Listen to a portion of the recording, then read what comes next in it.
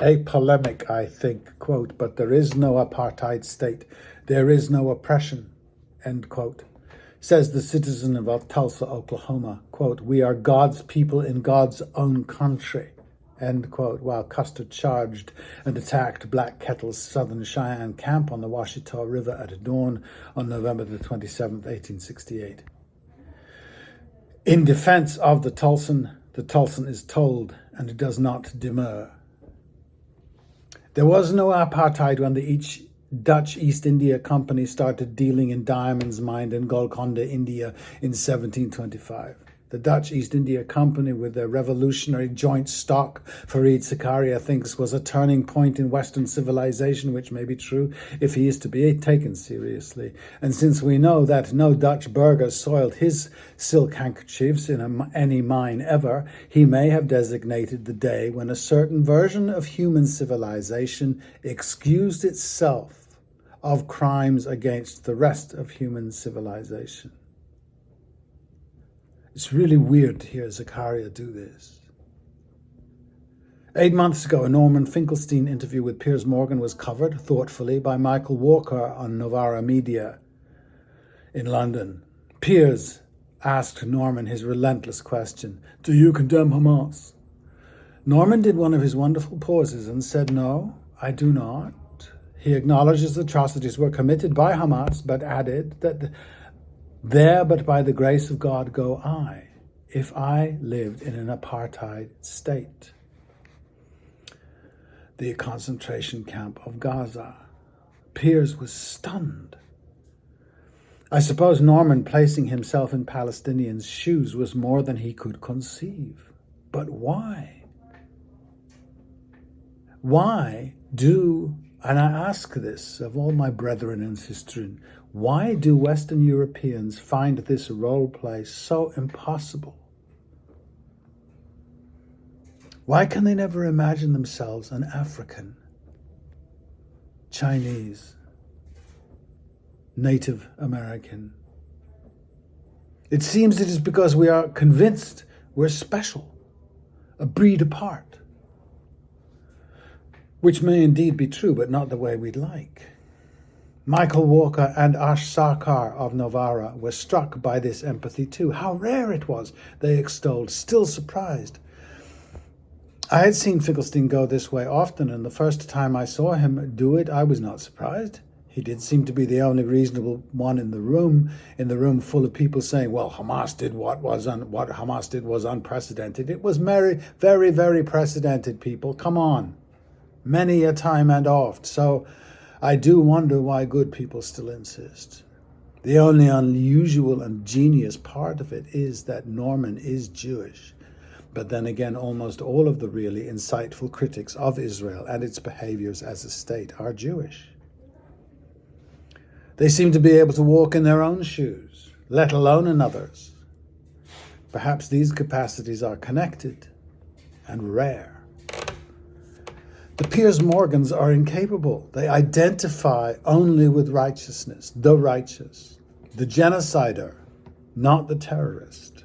Even Ash Sarkar, of East Indian descent, not at all white, but educated and indoctrinated in it, is arrested and stunned by this empathy. Why? Why don't they think, of course, that's how I feel? Because they don't. Finkelstein just said it, were I in those shoes, but they never do. They stand aside and say that is what terrorists do, or that is what the IDF does, until they're not. Why does Owen Jones say over and over the admitted unforgivable atrocities that are every time the result of another kind of atrocity, a reaction to it? It seems to me they understand the killing of 40,000, though. Why? Because it is what they have done, their tradition, from Culloden to Hiroshima. The talk proceeds: the concentration camp reality for young Palestinian men, the hopelessness, the constant abuse by the Israeli military police, the mowing of the lawn, the arrogance of racism, the reasons why the Cheyenne rose and struck back, why Pontiac rose and struck back, and Crazy Horse and Nat Turner and the East India diamond miners, and the inevitable stupid Piers face asking, "Do you condemn Hamas?" Precedented. Jesus. I personally have two very distinct responses. I come from Piers' world, but my Brits are Boudica and Bobby Sands. I am a Highlander. I'm John Ball. I am Gary Lineker, Bernadette Devlin. Piers has forgotten them. He denies them. If you look like me and speak English and do not know these people, look them up. I'm not Piers.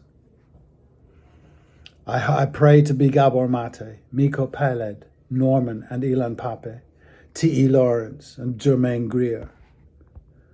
The empathetic colonizer, the rare breed, self-critical, the cleanser of the self, not of the other ethnicity. If I had been in Oklahoma in 1868, I hope more than anything I'd have made it my business to know what Custer was doing, and I'd have betrayed him.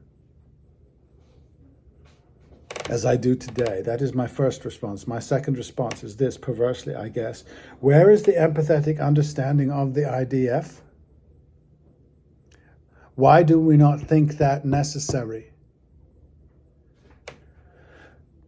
Not the, well, of course they did. What would you have done? Piers' second trick question. Admit the genocide and apply the same standard. There, but by the grace of God, go I. Why don't we go down that road? Because nothing that we do needs forgiving.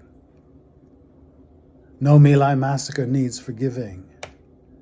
No Wounded Knee needs forgiving. No Trail of Tears needs forgiving. No transatlantic slavery needs forgiving. We have the great forgiver in the sky, I guess. For the teenage girl from a Pittsburgh suburb who says of Israel, "God gave us this country," and the interviewer doesn't ask, "Your God, what about their God?" What atrocity has so pained her that she cannot think of another God? Well, we know that. We should be empathetic based on that. Then the colonizers of the Americas, it's more difficult. The West, the countless messianic justifiers of ethnic cleansing from west of the Appalachians to Namibia. What is their pain, their victimhood, their justification? What apartheid of the soul must live in the supporter of or ignorer of the fact of all these apartheids? The reasons the Jewish people do not imagine, except for the imaginative few, what it is to walk in his moccasins is obvious. But for Piers it is not obvious, obviously. And it is my point. What oppression did the European colonizers have? What oppression had they suffered for excuse for their depredations? The Mongol horde, the Black Death, memories of Roman conquest, could be, but others have been invaded constantly and have been plagued and not behaved this way.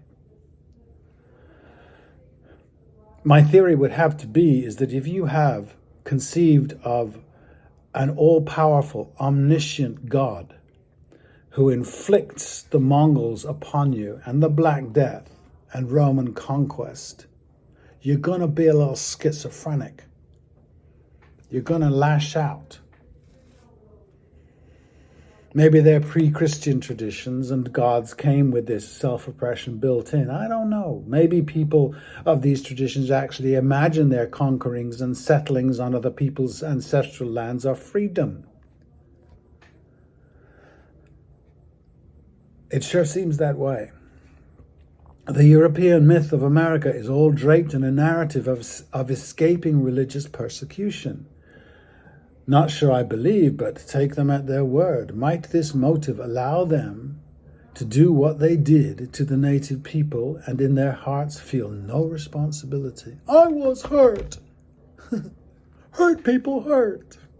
No accountability.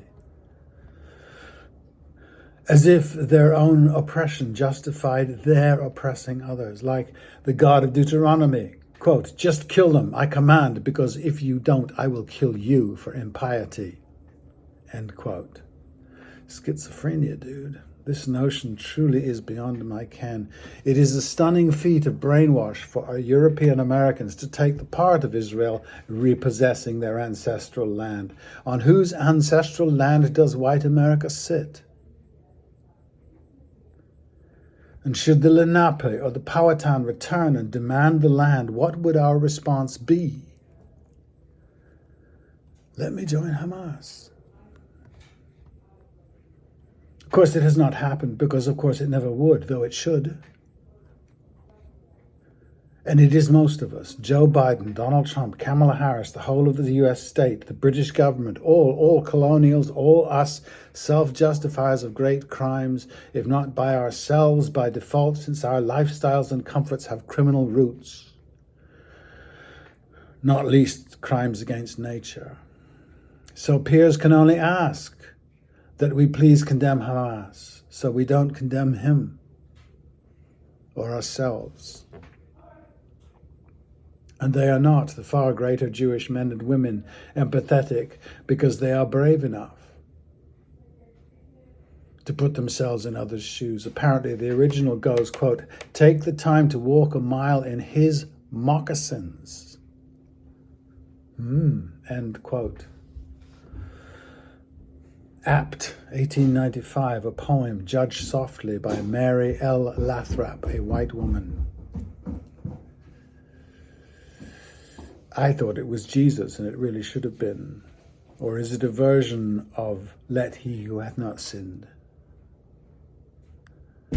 From the start, from October the 7th, or 61 AD in Britain, or 70 AD in Judea, one wonders why on both sides.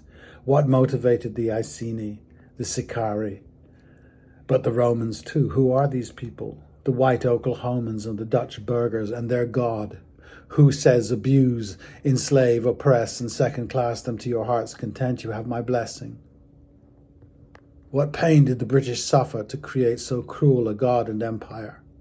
I know the self-inflicted wounds of Britain. I know those very well. Their practice of oppression long before they encountered the African. Have a little empathy. Pity the poor colonist who wishes he would have stayed home, who uses all his power to do evil, but in the end is left all alone. But I gotta say, I'm saved only by something perverse. While Norman talks to Michael, a thing flashes up for reference. Norman Finkelstein, controversial intellectual and writer often accused of Jewish self-hatred. Well, that be my crime too, only his Judaism and my Englishness are not a self. If you think they are, you are allowing yourself a separation from the rest of humanity that will end in tears. There's work to be done, growing up to be done.